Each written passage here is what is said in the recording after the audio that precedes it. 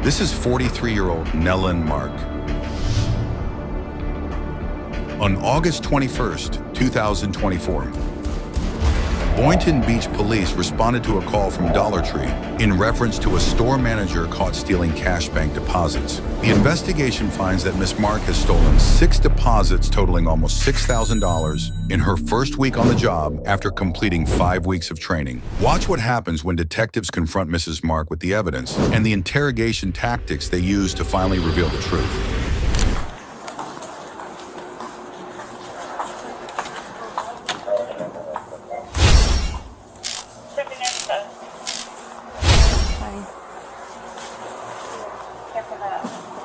Yeah. Thank you. You're quick. You can come with me. I'm Crystal, by the way.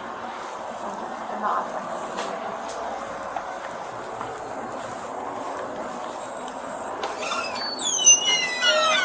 We'll talk about it when we're done. Okay. Okay?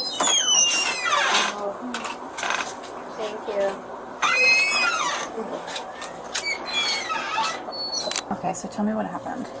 So, I get an email, like, we verify when we're in our stores our deposits, but usually our treasury department finds like a missing deposit before us, like within a week they'll flag on an email telling us that it hasn't been validated through the bank.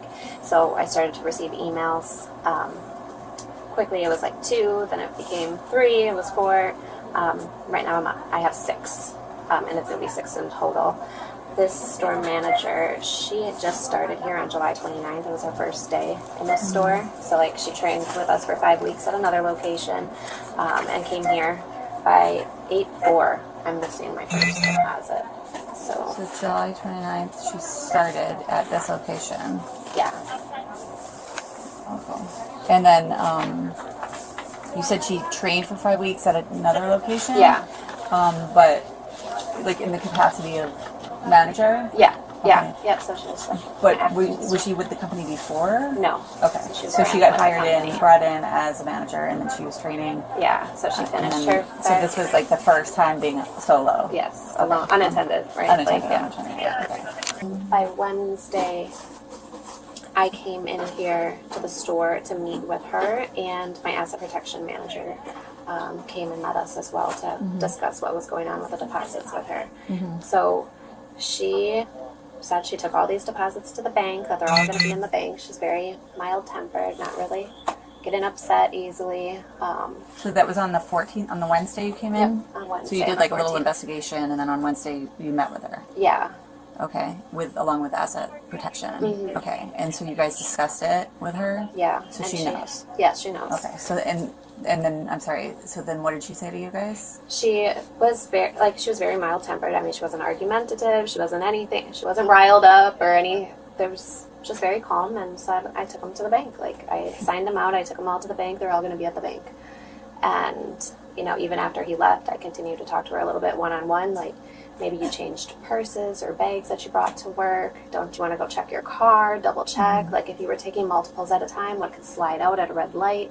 Double check. And she's like, I know they're not in there. Like I took them to the bank. And she's just very confident, but not really, doesn't care to help or look or, do anything for it as far as that. And even like the day before, because I was across town, I sent the store manager that trained her. She's right up the road. So I sent her on Tuesday to meet with this store manager and go over the deposits. And I had her stop at the bank, see if there was anything going on. And she was very, casual with her, really not too worried about it. The biggest red flag for me right away was that store manager stressed to her, like, okay, you're coming in tomorrow, you're scheduled at 12, meaning Wednesday. Make sure you go to the bank before you go to your store because you need to resolve where your missing deposits are. They should be validated by the bank right away the next day. You need to talk to a bank manager and not a teller, find out what's going on. So she didn't know we were going to be in her store on Wednesday, but like she came walking in with a bag of McDonald's food, didn't care. I asked her, hey, did you go to the bank before you came here? And that was on Tuesday. No, on Wednesday, like when I was physically in the store with her. But she was supposed to go there on Tuesday to. She was supposed to go Wednesday, like before she came in, because okay. she came in at 12 o'clock on Wednesday. So she doesn't even go to the bank at that point. So in my head, I'm like, well, you don't want to go talk to the bank because, they don't really have the deposits, right? So Yeah. otherwise, why not go and try to find out where your And is the policy to like every night go and deposit? Like, Yes, they're supposed to like go not daily. to hold on to it. Like Right. you can't hold on to it until the next day, or you can't keep 4 Right. deposits and then. Yeah, so technically they should be taking them daily, right? And if the person that's closing at night doesn't have a vehicle or isn't able to go to the bank, then we would take them right away the next morning. So for whatever reason, she was skipping days right away of not going to the bank each day and then taking multiples. And I mean, do you know anything about any prior like work history or where she came from? Do you know anything about this So, person? I mean, we do a background check. I don't see the results of that. Like the other HR department would see the results. All I know is if they pass or fail. So she passed the background check, and that's how she was able to come on board. She stated that she was the store manager of, what is it, across the street? Maybe a Didi's discount, City Trends. Okay. I think maybe that's what it was. But she was the store manager of City Trends across the street. So I think that's where she came from previous to working here. But no, she worked with me for a very short time, so I don't know much about her at that point. And no issues that you're aware of, like from her time in training or anything. No. Okay.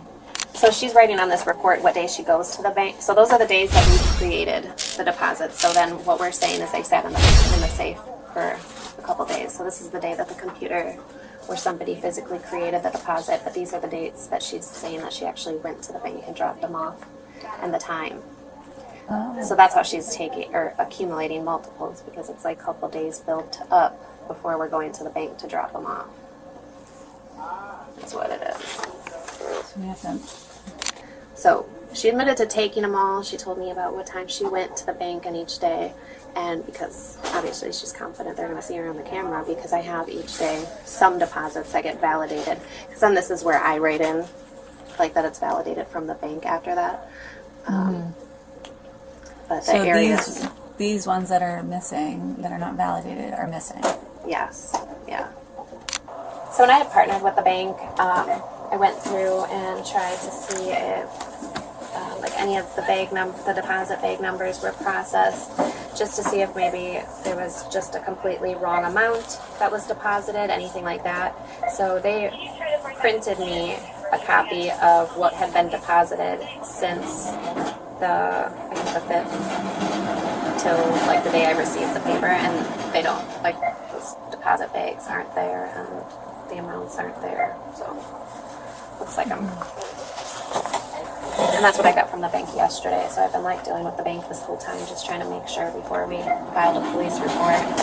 And when I talked to Nellen about this situation, like at first there was 10. Well, not that hit my reporting yet, but when I came in here, like I still was missing, and that's why these are all highlighted. Like at the time when I'm coming to talk to her, like even these are missing. And I mean, she just spent the whole time like looking at this, and she's like, well, these are there. Like these are there. I know, I just took these on Monday. Like, so she focused more on these, and I'm still missing one from this group, right? So she took 4. I got 3 back, 3 validated by the bank, and I'm missing the largest one of those. But like that's all she was like focused on. And I was like, okay, well, I'm talking to you about 10, so I need to know that all 10 went missing. Because even if I had 1 missing at this point, it would be a problem, right? So like I would try to like redirect the conversation. She was just like, focused on that day, and I was like, oh shoot, she probably took my deposits. That's never happened. I worked for Dollar Tree for 20 years. I've never hired somebody who just not at that role. Like I could have some other assistant managers who get paid a lot less that maybe have taken something right away, but not a store manager. So it's different for me, but I guess it's expensive And she here. wasn't, she just was not emotional about it at all, or just not showing any sort of. Yeah, like it's just so nonchalant. Like it's at the bank. So, like it's serious. And my asset protection said, like, I'm gonna be here Friday to call the police if these deposits don't get to the bank, and she was still just very casual. And like she showed up for work, so I thought, that maybe they're gonna show up, or she's gonna pay him back and get him into the bank quickly, something. But So, on that Wednesday, after that conversation, was that when she was placed on, like, leave, or what was the so situation? I came on Friday and put her on leave. Okay, so when she showed up for her shift, that's when she was placed on leave, on Yeah, the and on 16th. Yeah, on Friday the 16th. Yeah. So I met her in like the afternoon, and And is she like explained to suspended her with pay, without pay? without pay. Okay. Obviously, we have to ask you, does the company want to prosecute? They do. Yes. Okay. All right. Raise your right hand for me. You swear or affirm that everything that you told me, everything that we spoke about is the truth, the whole truth, and nothing but the truth? Yes. Okay. After detectives speak with the bank, get subpoenas, and complete their investigation, Nellen comes in for an interview a couple months later. Been in one of these rooms before? No. Okay, you ever seen it on TV? 48. Maybe, yeah. You know you're in the good room when you're in the big room. So we're in the big room now. We're in the lobby. We appreciate you coming by to help us figure Okay, something out. no problem. Yeah, at this point, honestly, we're just trying to close it out. Just trying to figure out what happened. Dollar Tree was concerned about some of their money, and that's why we're involved, okay? Hey everyone, welcome back to AWWWUSA Cam. Tonight we're diving into a topic that's been quietly creeping into headlines, security footage, and maybe even your own neighborhood, theft. From bustling cities to peaceful suburbs, the number of break-ins, car thefts, and robberies across America is growing faster than most people realize. Now theft has existed, that's nothing new. But what's happening in 2025 feels different. We're not just talking about isolated incidents or the occasional stolen bike. We're talking about organized groups, smarter methods, and everyday people suddenly realizing, wait a second, it could happen to me. Across the country, reports of property crime are climbing. In California, police departments have noted spikes in car break-ins. In New York and Chicago, small business owners are reporting stolen goods, smashed windows, and empty shelves. Even in small towns, the kind where people used to leave their doors unlocked, residents say they're sleeping less soundly. The data backs it up.